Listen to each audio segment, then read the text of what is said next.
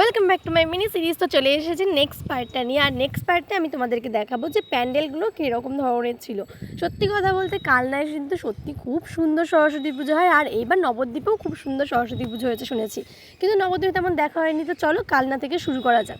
তো কালনায় ফার্স্টে কিন্তু আমরা ছোটো ছোটো প্যান্ডেল দেখেছি, সেগুলো আমরা খুব একটা ভিডিও ক্যাপচার করিনি, বাট এই বড় বড় প্যান্ডেলগুলো দেখো, পিরামিড থিমে যে প্যান্ডেলটা করেছে সেটা কিন্তু একদমই অসাধারণ একটা প্যান্ডেল হয়েছে, বলার মতন না। তোমরা দেখলেই বুঝতে পারবে কতটা সুন্দর করে প্যান্ডেলটা করেছে। আর সরস্বতী ঠাকুরটাও খুব ইউনিক করেছে, দেখতে খুবই সুন্দর লাগছে। তো আমি ভালো করে দেখাতে পারলাম না, কারণ প্রচুর ভিড়। মানে কালনায় সরস্বতী পুজো যেমন ভিড় হয়, ঠিক তেমন দুর্গা পুজোয় কলকাতায় ভিড় হয়। তোমরা তো বুঝতেই পারছো তাহলে কী পরিমাণে ভিড় হয়েছে। তো চলে এসেছি নেক্সট প্যান্ডেলে আমি যেতে পারিনি, বললাম যে আমার জুতো ছিঁড়ে গেছে। তো সেই প্যান্ডেলে আমি ক্যামেরাটা দিয়ে দিয়েছিলাম, বললাম যে তোমরা একটু ভিডিও করে নিয়ে এসো। তো দেখো কি সুন্দর করে ভিডিওটা করেছে। তো ভিডিওটা এত সুন্দর করে করার জন্য thank you so much. But ভিডিওটা কিন্তু সত্যিই খুব সুন্দর হয়েছে, আর তোমরাও ভিডিওটা কিন্তু খুব ভালো করে দেখো, তাহলে বুঝতে পারবে প্যান্ডেলটা কতটা সুন্দর করেছে।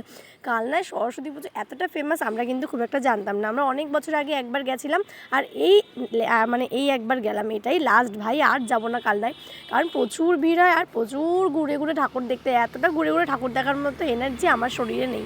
যাই হোক, আমরা দুটো প্যান্ডেল তোমাদেরকে দেখিয়ে দিয়েছি, চলো এবার থার্ড প্যান্ডেলে যাওয়া যাক। এই প্যান্ডেলে আমি আবার যেতে পেরেছি, আমার জুতোটা ঠিক হয়ে গেছে, আমরা দেখেছিলাম আবার। তো দেখো এই প্যান্ডেলটা কতটা সুন্দর করেছে, অতুলনীয়। মানে একটার সাথে একটার মানে কোনো মিলই নেই, এত সুন্দর করেছে। আর এখানে ঠাকুরটা দেখেছো কী সুন্দর করেছে, ঠিক যেমন কল্যাণীতে দুর্গা ঠাকুরটা এতটা সুন্দর হয়, ঠিক তেমন সুন্দর করেছে। আর এখানে লাইটিংগুলো দেখেছো, দিনের বেলা যেহেতু বিকাল হয়ে গেছে আমাদের ঘুরতে ঘুরতে, সেই কারণে লাইটিংগুলো জ্বালিয়ে দিয়েছে। আর এই দিকে প্রচুর পুজো হয়। তো এইখানে দেখা একটা ছোট্ট প্যান্ডেলে ঠাকুরটা এতটা মিষ্টি লাগছিলো, আমি ভিডিওটা না করে থাকতে পারলাম না। তো চলো সবথেকে কিউট ঠাকুরটা এবার তোমাদেরকে দর্শন করে, মানে কিউট বলতে খুবই কিউট ঠাকুরটা। তো দেখতেই পাচ্ছ কতটা পরিমাণে কিউট। এত সুন্দর একটা ঠাকুর যদি দেখতে পাও মন তো ভরে যাবে, বলো।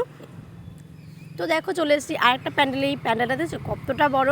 তারপর আমরা সোজা চলে এসেছি নবদ্বীপে। এখন আমরা রয়েছি নবদ্বীপের কোনো একটা জায়গায়, আমার সঠিক জায়গাটার নাম মনে নেই, বাট দেখো কি দারুণ প্যান্ডেল। নবদ্বীপেও এত সুন্দর মেলা বসেছে বলার মতো না। যাই হোক, আমাদের কিন্তু মোটামুটি ঠাকুর দেখা কমপ্লিট। বাড়ি ঢুকতে ঢুকতে 10:05 বেজে গেছিলো।